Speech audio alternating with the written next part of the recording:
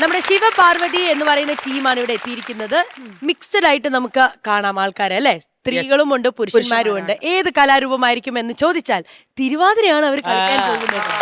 അധ്യാപകരുണ്ട്, അവര് റിട്ടയർമെന്റ് കഴിഞ്ഞിട്ട് ലൈഫൊക്കെ എൻജോയ് ചെയ്യാൻ വേണ്ടി നിൽക്കുമ്പോൾ വീണ്ടും ഈ സാറുമാരൊക്കെ ഈ കലയിലേക്ക് തിരിച്ചു വന്നിരിക്കുകയാണ്. അതെന്താന്ന് എനിക്കൊന്ന് അറിയണം, ഈ ഒരു സന്തോഷം.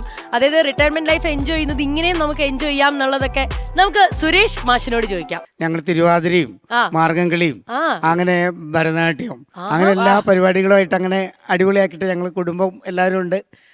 എന്റെ കുടുംബത്തിലെ ആളുകളാണ് ഇവരൊക്കെ. എന്റെ ഭാര്യ, മകൾ മീനാക്ഷി, മകൻ ശ്രീഹരി, പിന്നെ എന്റെ നമ്മുടെ സുഹൃത്തുക്കൾ എല്ലാവരുമായിട്ട് അങ്ങനെ വീട്ടിലങ്ങനെ അടിച്ചു പൊളിച്ച് എൻജോയ് ആയിട്ട് ഓരോ സ്ഥലത്തും പ്രോഗ്രാമൊക്കെ ചെയ്ത് അങ്ങനെ റിട്ടയർമെന്റ് എന്ന് തോന്നാറേ ഇല്ല. എങ്ങനെ തോന്നാനാ, കുടുംബം കൂടെ ഇല്ലേ? ഒരു മാതൃക കുടുംബം. ബിക്കോസ് എല്ലാ ജനറേഷൻസ് ഒരുമിച്ച് എൻജോയ് ചെയ്യാന്ന് പറഞ്ഞാല് അത് ബ്യൂട്ടിഫുൾ ആണ്. നല്ല നമുക്കൊരു കുടുംബ ഫോട്ടോ ഇപ്പൊ ഹോള് അല്ല അവരെ വീട്ടിൽ പേരിടാ കലാഭവൻ. മാതൃക കലാകുടുംബം. നിങ്ങളുടെ ട്രൂപ്പിലേക്ക് ഒരു ആർട്ടിസ്റ്റിനെ വേണോ?